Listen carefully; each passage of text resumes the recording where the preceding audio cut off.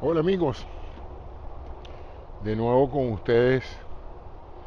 Hoy llega esta noche el huracán Milton a la parte norte de donde estamos ahora ubicados, a la región central del estado de la Florida.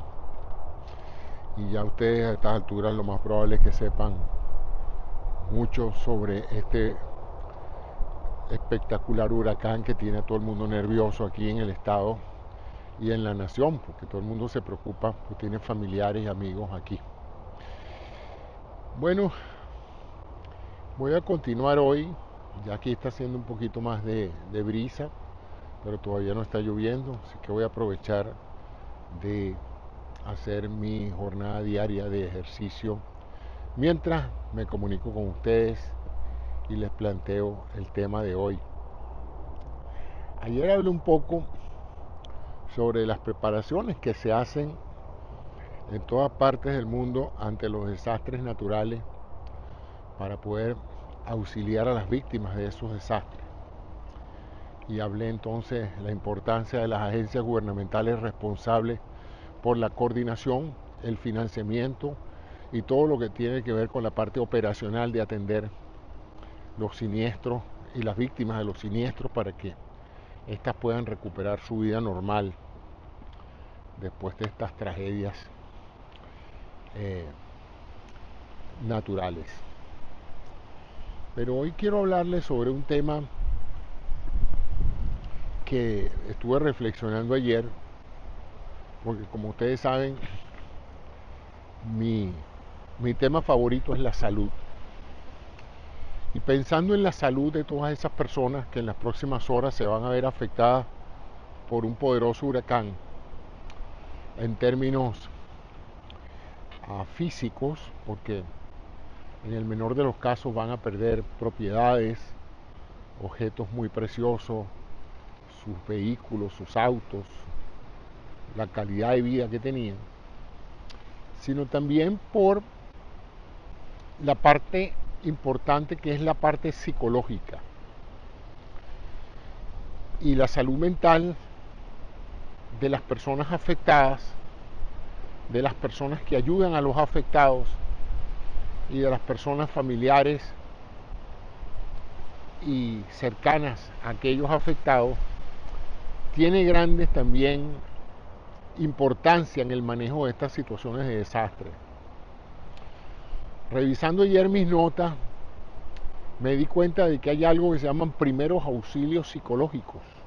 Interesante eso, porque siempre uno tiende a ver los primeros auxilios como todo lo que tiene que ver para que las personas no tengan dolor, no pierdan la vida por falta de recursos como sangre, oxígeno y tratamiento quirúrgico de emergencia.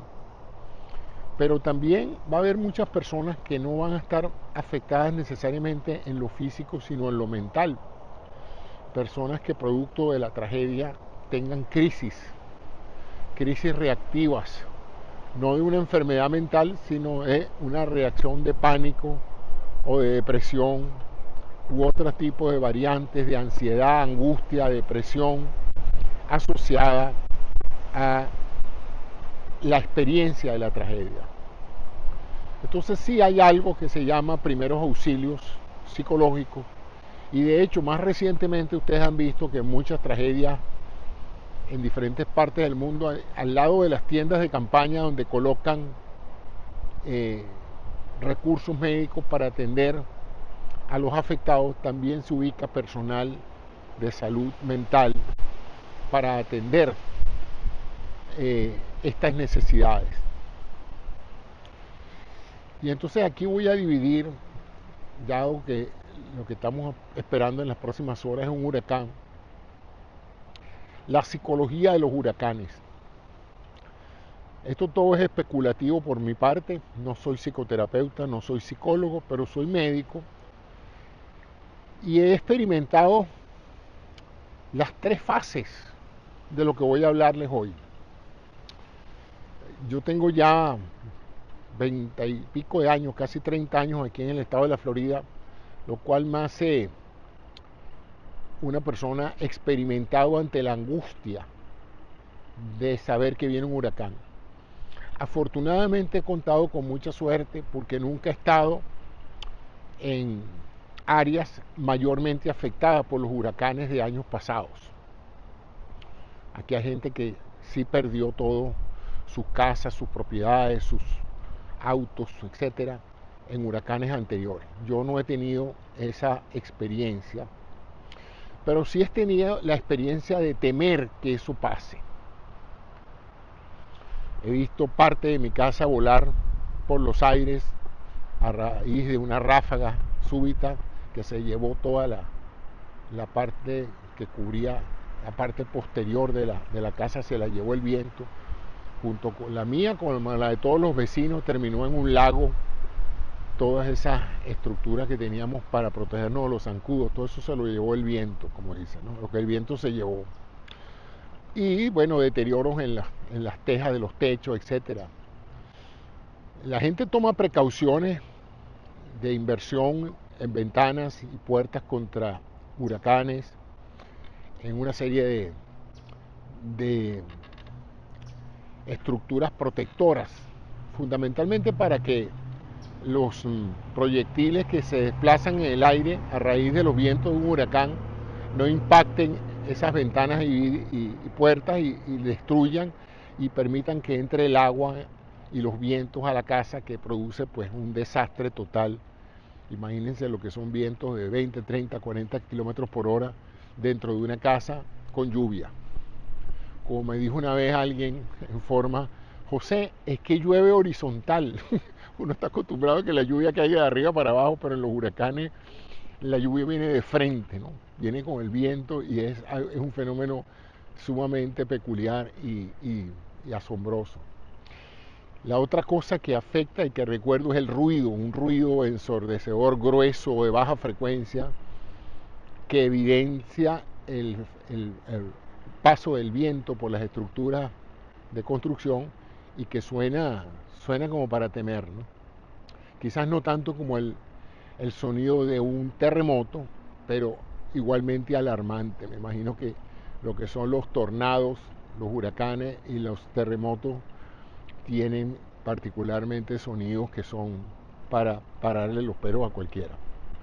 Pero vamos a lo que quería comentarles hoy, que es qué podemos hacer para prepararnos psicológicamente cuando viene un huracán. Y aquí viene un factor interesante, que es el pronóstico. Afortunadamente, a pesar de que hay mucha gente que todavía objeta, cuestiona o no cree en las ventajas de la ciencia de la meteorología y todas las demás que la apoyan han avanzado tremendamente. Y yo no hago sino imaginarme lo que ha debido haber sido un huracán a principios del siglo XX, cuando no había satélites, cuando no había computadoras, no había aviones que pudieran sobrevolar un huracán para saber su magnitud, etc. La gente se enteraba de un huracán esencialmente cuando ya el huracán estaba encima, ¿no? Un buen día estaba bonito como está hoy y en cuestión de horas el cielo se ponía muy oscuro, los vientos empezaban a soplar y en menos de 24 horas estaban de agua hasta el techo, ¿no? Entonces, mucho se ha avanzado en ese sentido. Hoy por hoy los pronósticos meteorológicos son asombrosamente certeros, por lo menos en general en la trayectoria que va a llevar el huracán, en la magnitud del huracán, porque hay tantas formas de medirlo, bien sea con satélites. Hay unos valientes que se montan en unos aviones de propela y se meten en el corazón del huracán a medir presiones atmosféricas, a medir velocidades de los vientos, a ver la estructura del huracán. Yo admiro mucho esos pilotos y los científicos que los acompañan, que tienen el coraje de meterse en un avión a zarandearse en pleno huracán para obtener data que de otra manera no hay forma ni manera de obtener, ¿no? Pero bueno, tenemos el radar. Ahorita todo el mundo en su teléfono celular tiene una imagen del radar de toda esta zona que nos permite saber con horas y hasta días de anticipación el curso de una de una tormenta, de un huracán. Es realmente asombroso. Pero todo eso nos permite la preparación técnica. Salimos a aprovisionarnos de agua, de alimentos perecederos, porque lo más probable es que con todos estos vientos se caen los árboles y con los árboles se llevan los postes de la luz. Aquí todavía hay muchísima luz que va por vía aérea, es decir, sostenida por cables que van en poste, y cuando vienen los huracanes esos postes se caen, se alteran la fuerza en los transformadores, se destrozan los transformadores y se va la luz a veces por días o por semanas en ocasiones, dependiendo de la magnitud del daño y de lo difícil que sea para la gente que también valientemente se monta en un camión después de una tormenta allá a reparar redes eléctricas que son vitales para el restablecimiento de la vida normal, ¿no? Pero a todas estas está un factor tremendamente importante en la psicología de los huracanes, y significa los medios de comunicación. Los medios de comunicación tienen dos compromisos, a mi juicio. Esto, como les digo, son todas especulaciones que hago en el curso de este paseo diario mientras pedaleo, conversaciones en pedaleando. El primer compromiso es con la parte económica. Ellos necesitan mantener una sintonía de manera de que los avisos comerciales tengan más valor y los anunciantes inviertan en esos espacios, y de esa manera hacer rentable los costos asociados a mantener una emisora y a mantener la cantidad de personas que laboran en esos centros informativos y de entretenimiento, en esos canales de televisión. O sea que hay que mantener a la gente pegada al televisor. Tienen un segundo compromiso con los televidentes, que es informarlos adecuadamente, advertir, de manera de que nadie se quede sin saber exactamente qué es lo que está pasando, cómo está pasando, por dónde viene el huracán, qué magnitud tiene, qué riesgos hay, qué zonas deben ser evacuadas, toda la información necesaria. Y un tercer componente que es ético y que es el uso juicioso de la información para no aterrorizar a la población innecesariamente, es decir, para no enfermar mentalmente a los televidentes. Entonces, y los televidentes también tienen una gran responsabilidad como ciudadanos. Primero, la responsabilidad de estar informados, de saber qué es lo que está pasando, porque van a tener que tomar decisiones en los días anteriores a la llegada del huracán, decisiones importantes, y para eso se necesitan datos, se necesita saber en qué área está usted, para dónde debe ir, para dónde no debe ir, qué debe hacer, qué no debe hacer, etcétera, ¿no? Entonces todo eso está en la labor informativa de eso. Y eso es en relación a las personas que van a ser afectadas por el huracán. Luego hay un segundo grupo de personas que tienen que trabajar duramente antes de la llegada de los huracanes, y tienen que ver con lo que se llaman los prestadores de auxilios, los que responden primero a las llamadas de auxilio. Miren, ya empezó a soplar el viento, ya empezaron a llegar ráfagas,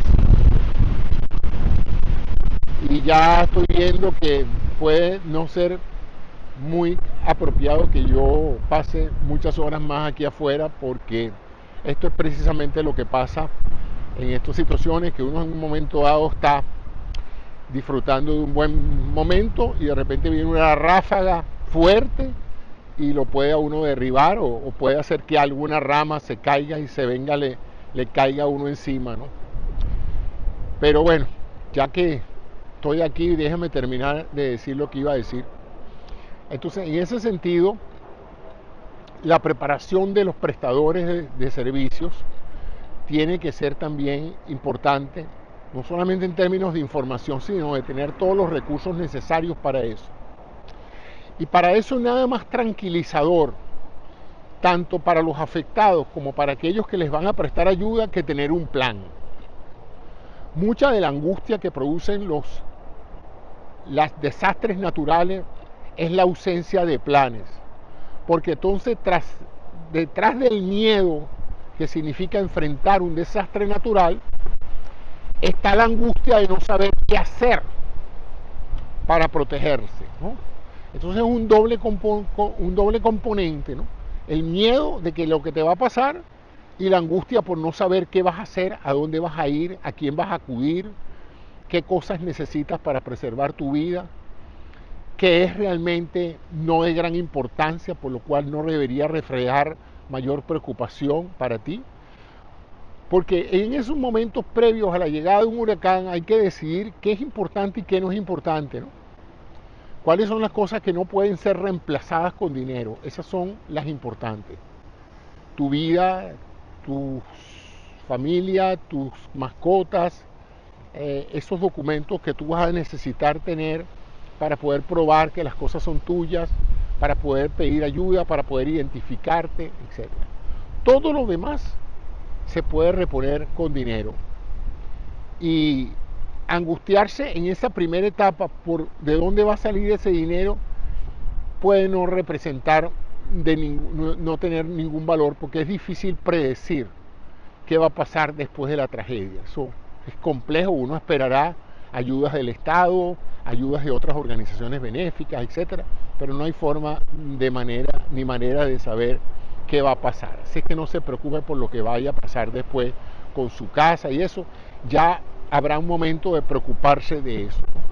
Entonces la primera etapa de la precaución es esa, tener un plan, y todas las personas tienen que tener en este estado como la Florida un plan de evacuación que incluye para dónde me iría yo si me ordenan salir de aquí, cuáles son las amistades, cuáles son los hoteles, cuáles son las regiones hacia donde yo en un momento dado puedo dirigirme, cómo lo voy a hacer, porque no todo el mundo tiene automóvil o tiene dinero para pagar la gasolina, o sea que hay que tener un plan aunque sea para alguien que te dé una colita.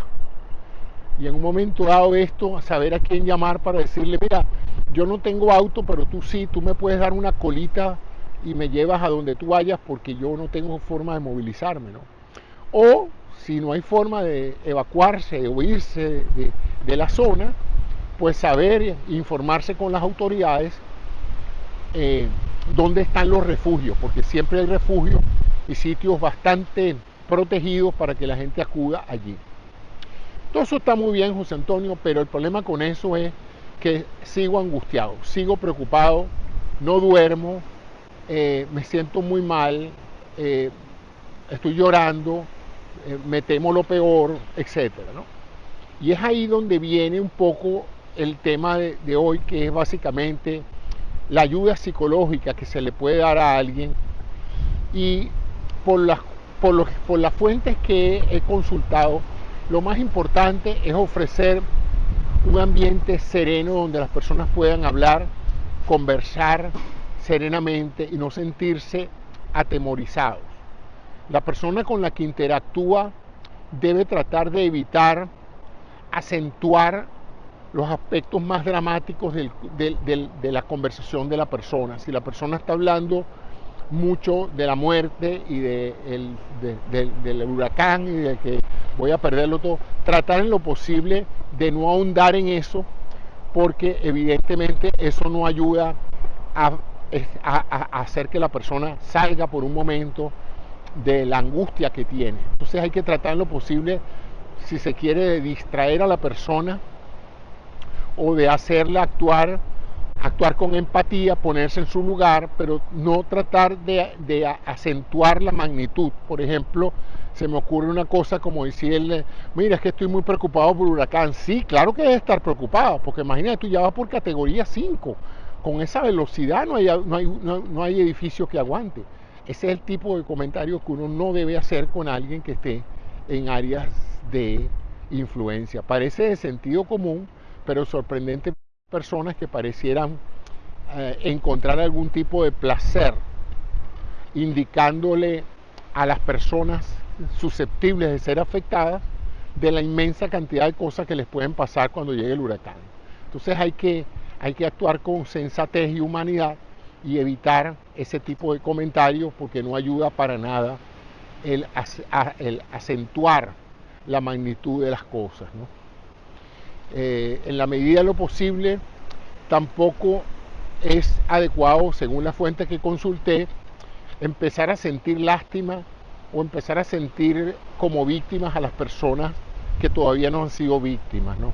Es la previctimización de la persona, ¿no? El empezar a manifestar una profunda tristeza por lo que va a pasar cuando todavía no ha pasado.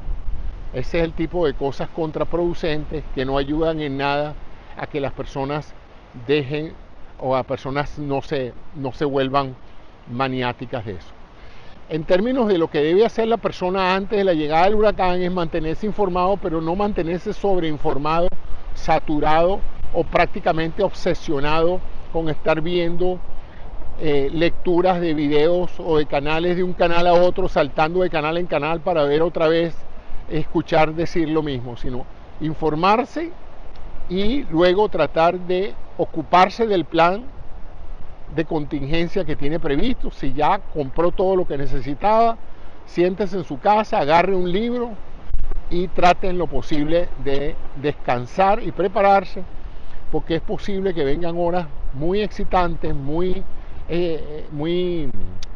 preocupantes, y usted tiene que estar en buenas condiciones. Nada gana usted 2 o 3 días antes del huracán con estar sin dormir, porque evidentemente pues eso no va a facilitar la confrontación. Entonces eso es lo que recomiendan los psicólogos como una preparación previa ante una tragedia natural como esta, es tratar en lo posible de mantenerse informado, pero no de contaminarse tanto que usted viva obsesivamente midiendo la trayectoria y cayendo en la trampa de muchos canales de televisión amarillistas que tratan de sobredramatizar la magnitud de la pandemia, de la tragedia, con la intención de que usted no se separe de esa sintonía. Entonces, al contrario, usted debe escuchar y esperar el nuevo boletín 3 o 4 horas después. Es muy poco probable que las cosas cambien de un minuto a minuto, así que usted no tiene por qué estar sentado pegado de un televisor viendo el mapa del huracán. Usted debería estar distrayéndose, vea una película, vea una serie de Netflix, vea lo que sea, o póngase a conversar con sus hijos, o póngase a leer un libro, pero trate en lo posible de no entrar en el marco mental ansioso, casi adictivo, de estar siguiendo como un meteorólogo cada cambio de velocidad del huracán, porque al fin y al cabo eso tiene, para efectos de su salud mental, una poca contribución. Ya empezó a soplar el viento.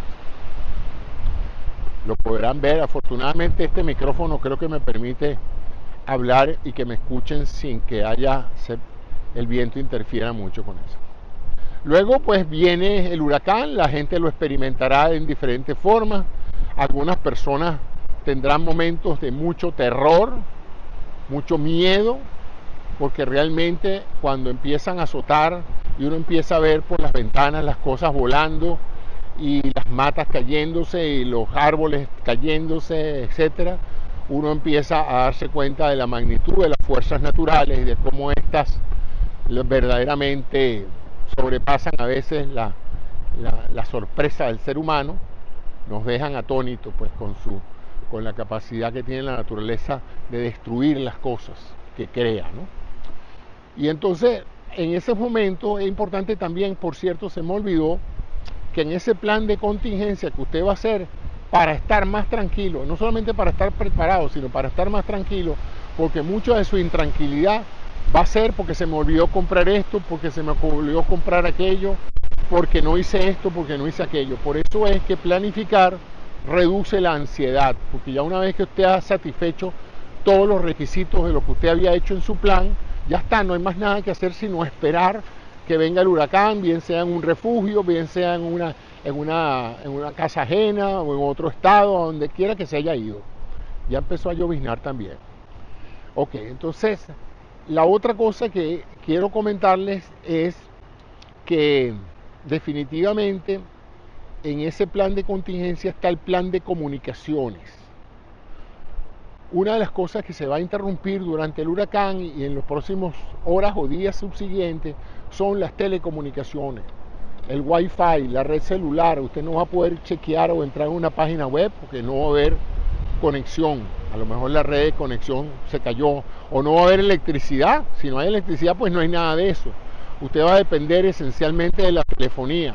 La telefonía también se puede caer en un momento dado. Por eso es que algunas personas recomiendan siempre tener un radio de batería, un radio de AM/FM, de manera que en el peor de las cosas usted resuelva su problema de comunicación y de información teniendo su radiecito a la antigua, sintonizando alguna emisora local, que esas sí tendrán la necesidad y la responsabilidad de mantener a la población informada a través de la radio común y corriente, que requiere, pues, no requiere una infraestructura tan compleja como la de la telefonía celular o del internet. La otra cosa es que tiene que informarle a sus familiares y amigos que están en otras áreas que probablemente en las próximas horas no van a tener forma de comunicarse con usted, por lo tanto deben ser cautelosos a la hora de estar especulando sobre si usted le pasó algo grave o no. Es natural que todos estemos preocupados por la salud y la estabilidad de nuestros seres queridos, pero tenemos también que entender que después de esas tragedias hay un blackout que puede a veces durar varios días y que hasta que uno no tenga ningún tipo de certeza a través de los medios de comunicación de lo que ha pasado, cualquier tipo de especulación no es más que eso, que una especulación, ¿no? Entonces usted prepárese para buscar alguna manera de comunicarse con sus familiares y amigos para hacerles saber que está bien. Una buena forma que en general reduce la ansiedad de sus amigos y de sus familiares es la publicación en alguna red social del mapa donde usted está, de manera de que sepan, porque eso es una cosa muy común. Lo llaman a uno: José, tú estás en la zona del huracán. No, yo no estaba. Bueno, perfecto, pues.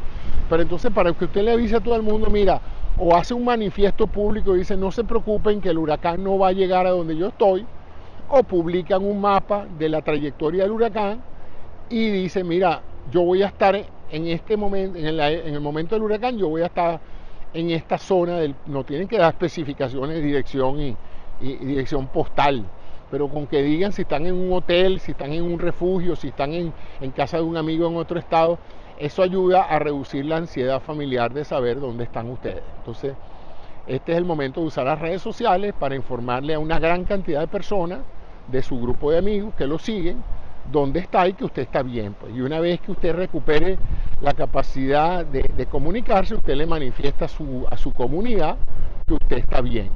De esa manera, en particular, las personas mayores, pues, porque con las personas mayores siempre hay una gran preocupación, porque muchos de ellos viven solos, y entonces no es bueno como estrategia que las personas mayores, que se les dificulta agacharse, levantar cosas, etcétera, se encuentren solos durante una experiencia como la del huracán. Entonces, si usted vive solo o vive con su pareja, pero ambos son personas de edad, trate de irse a pasar unos días con sus hijos o con algún familiar o amigo que lo pueda ayudar a la hora de un problema de esto, porque va a haber muchas cosas que hacer en casa que usted probablemente no va a estar en capacidad de hacerlas por su propia vía, por su propio cuerpo.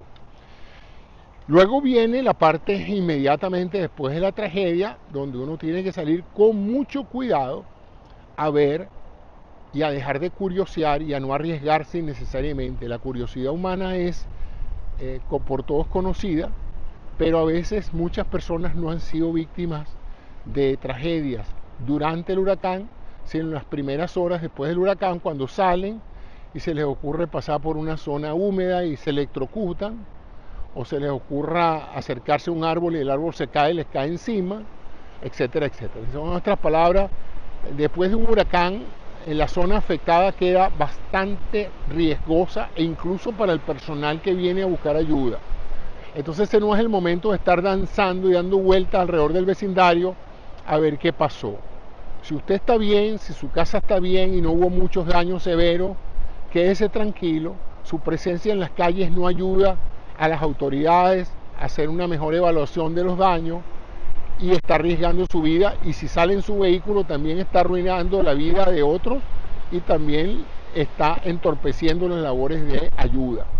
Entonces, si tuvo la suerte de que no le pasara mayor cosa, quédese tranquilo y aguante la pérdida de electricidad y trate en lo posible de ayudar a sus vecinos, verificar sus vecinos cercanos si están en buenas condiciones, de tal manera porque muchas personas a lo mejor se van a ver beneficiados de su colaboración y de su ayuda en un momento dado.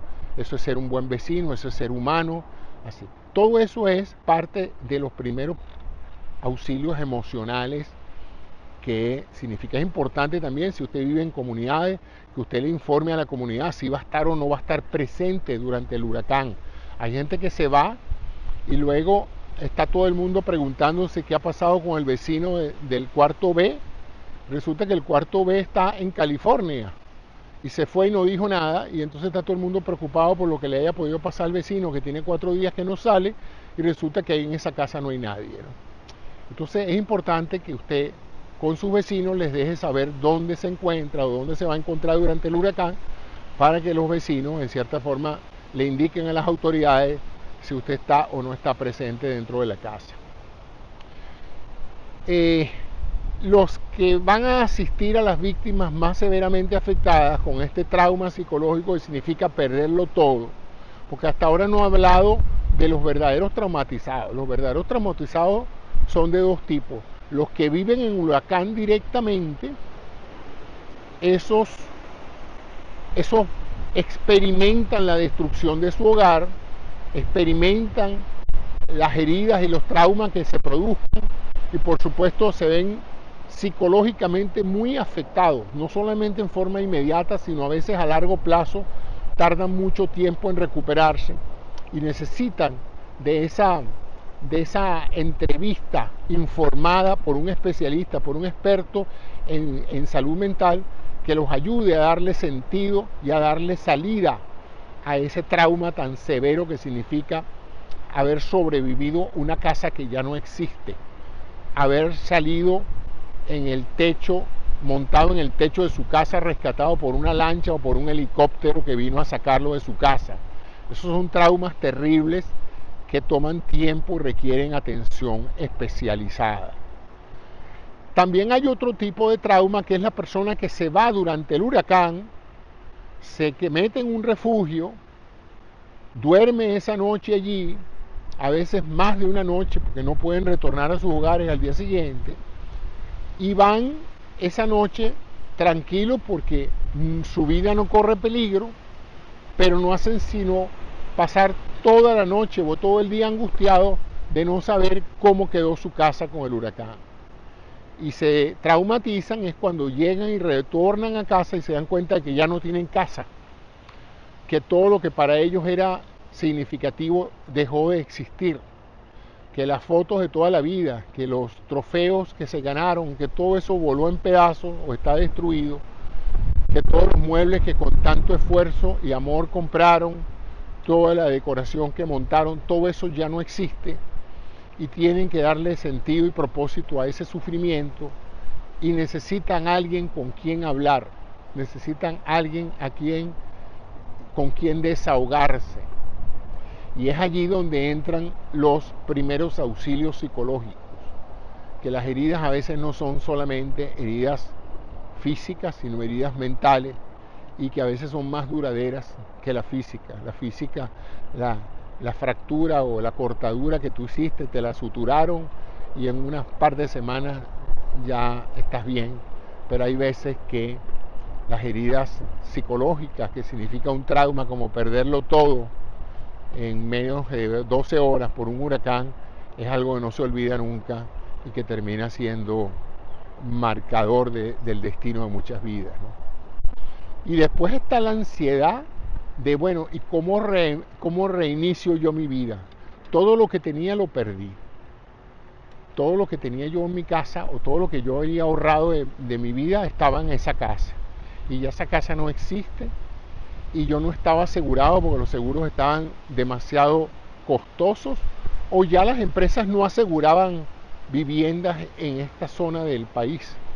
Ha habido muchas empresas aseguradoras que se han ido del estado de la Florida porque en eventos anteriores han sido tan catastróficos que las empresas no han encontrado ya negocio en asegurar propiedades, si cada año van a tener que tener pérdidas cuantiosas por el hecho de los huracanes. Huracanes que, por cierto, fueron pronosticados hace varias décadas de esta magnitud y de esta frecuencia. por un famoso documental que hizo el expresidente Al Gore, que se llamaba The Inconvenience Truth, la verdad inconveniente, y donde él alertaba cómo el enriquecimiento atmosférico por el CO2 producto de los combustibles fósiles iba a estar creando un efecto que tarde o temprano se trasladaría en un calentamiento de algunas zonas del país, del planeta, que produciría pues el fenómeno que estamos viendo, ¿no? Las temperaturas actualmente en el Golfo de México son más altas de lo habitual, están en el orden de los 84, 86, 88 grados Fahrenheit, muy altas para esta época del año en el Golfo, y se dan entonces huracanes mucho más fuertes porque a mayor temperatura, mayor evaporación, a mayor vapor de agua en la superficie de una masa como la del Golfo de México, mayor combustible para los huracanes. Es allí donde los huracanes adquieren volumen, adquieren velocidad, adquieren saturación de agua, y esa es la que se llevan directo a tierra cuando aterrizan en tierra firme. Entonces es evidente la correlación que hay, fue anunciada, se dijo que cada vez iba a haber más tormentas de todo tipo y huracanes de cada vez más fuerza, y esos pronósticos se han dado. Tragedias naturales, grandes inundaciones, incendios de todo tipo, sequías, récord de temperaturas en múltiples ciudades que en ocasiones habían sido calientes, pero no tan calientes, no tan altas, ni por tanto tiempo.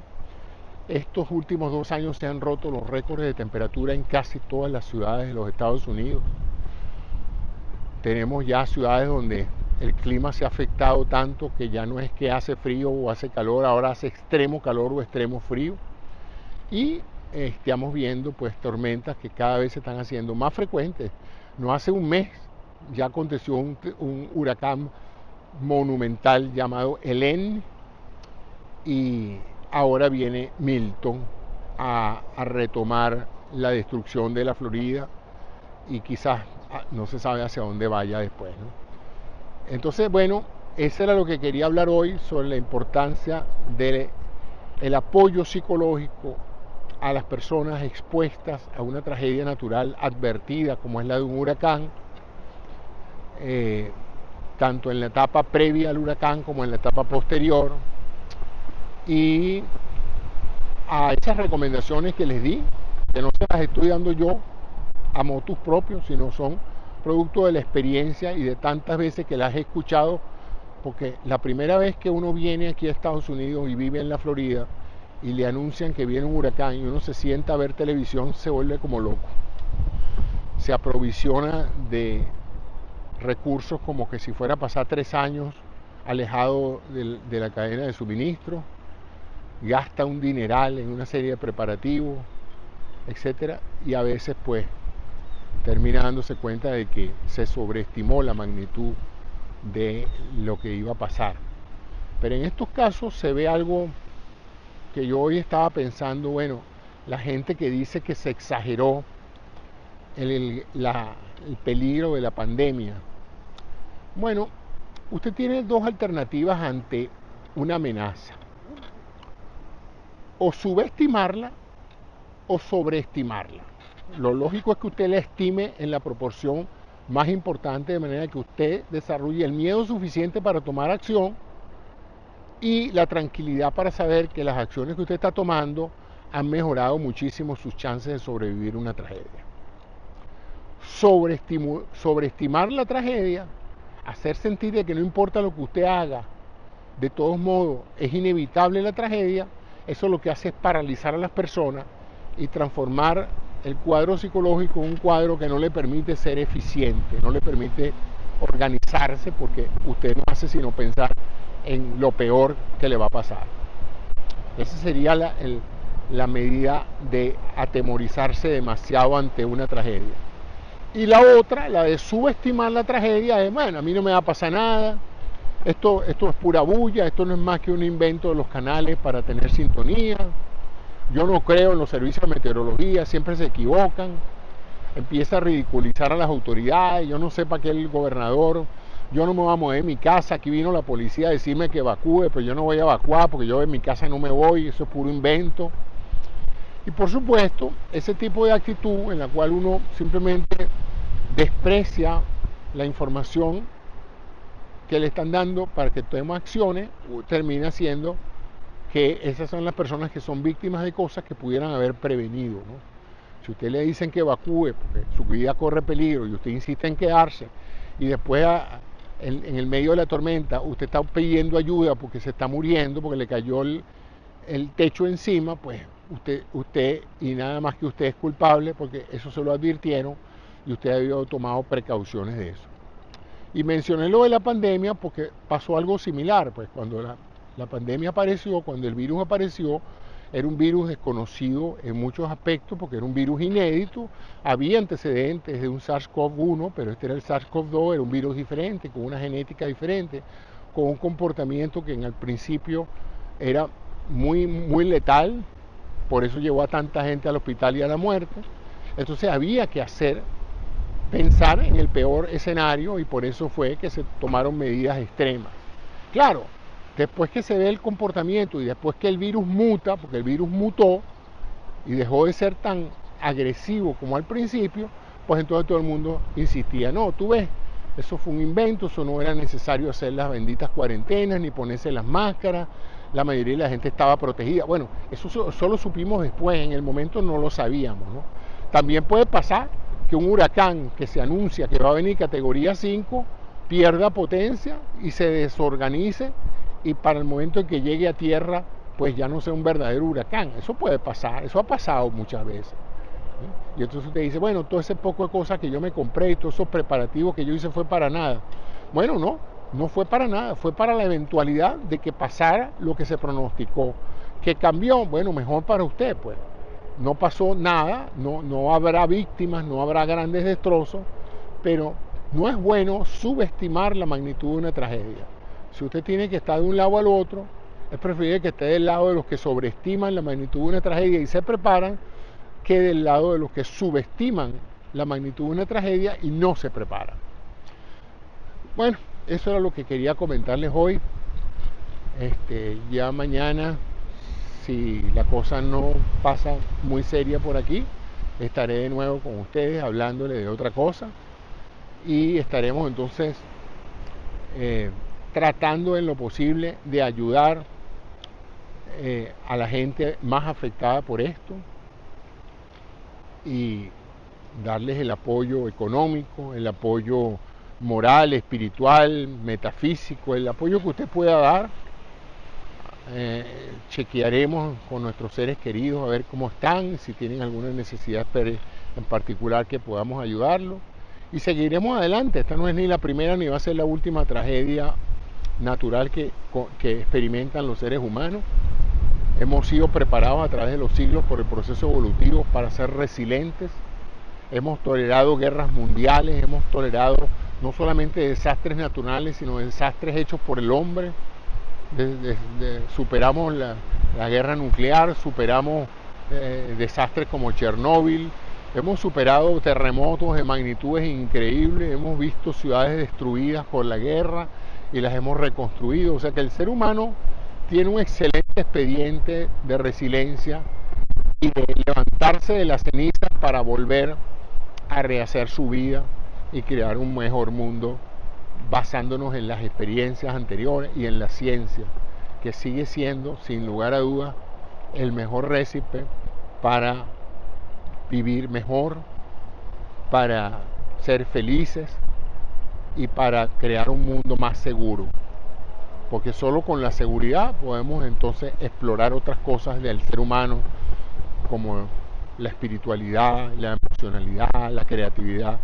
Pero si no tenemos seguridad física, de un techo, alimentaria o de salud, es muy poco lo que un ser humano puede contribuir al desarrollo de su especie si no tiene ciertas seguridades, que en general, es mi parecer, deberían ser promovidas por el Estado, que somos todos, pues.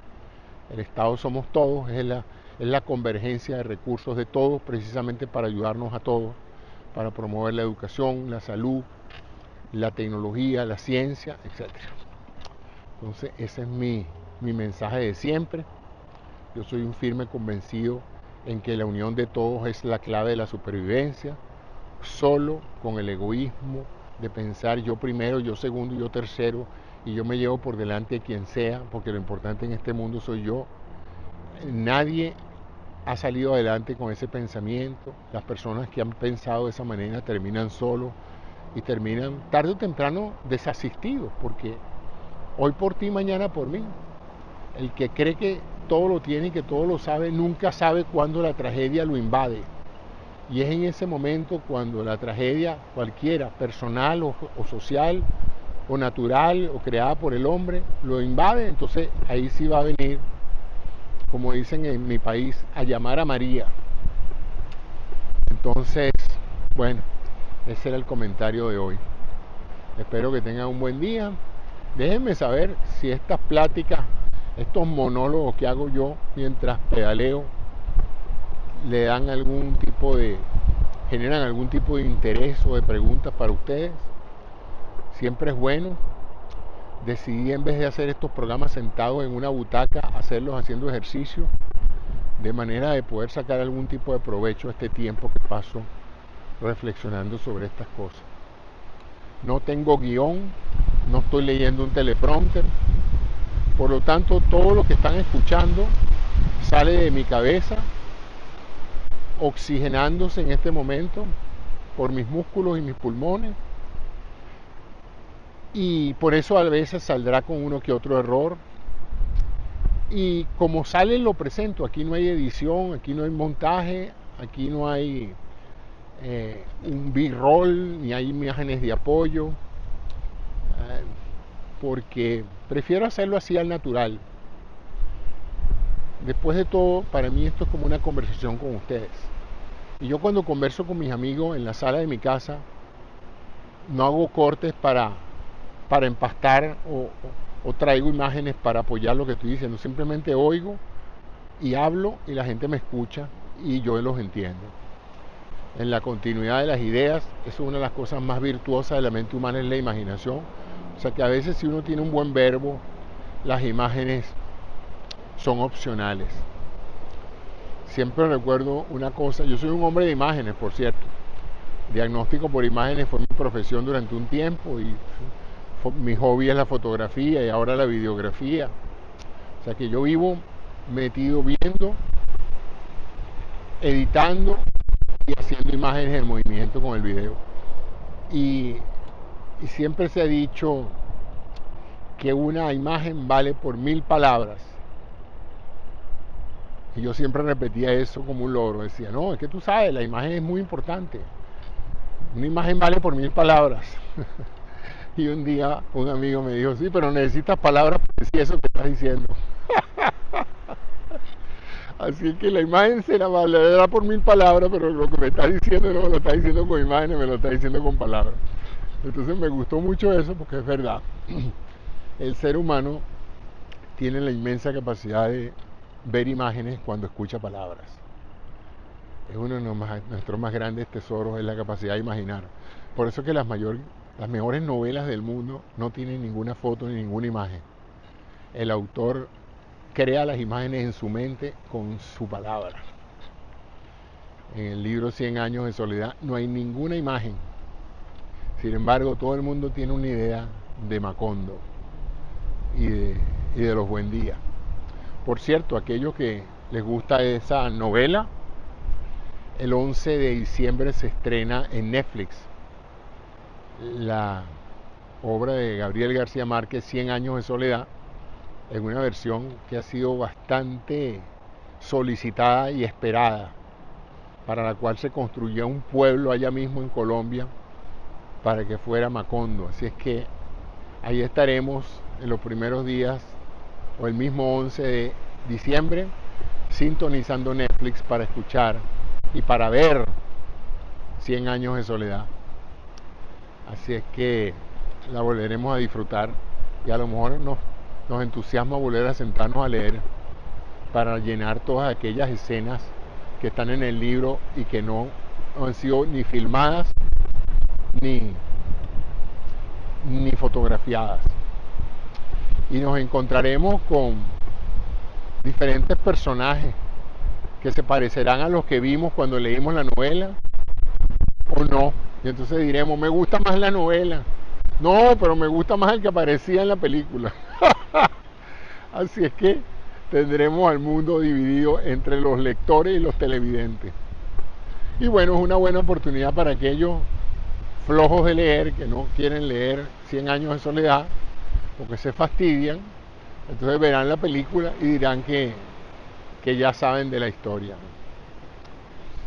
Ahí estaremos entonces. Muchas gracias, amigos, y será hasta otra oportunidad de conversando en el triciclo, conversando en movimiento que se llamaba esta modalidad.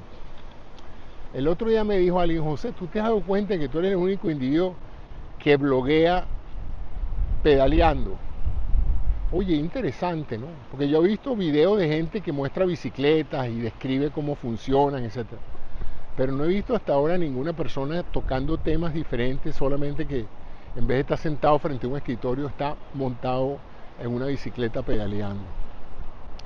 Quién sabe, a lo mejor he inventado un género nuevo y no me he dado cuenta.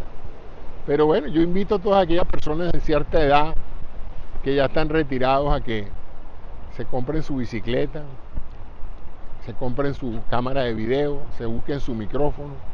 Por favor, que sea un buen micrófono y traten de plasmar sus opiniones, creencias, experticia, conocimiento, para que otras personas se vean beneficiados o se vean impactados.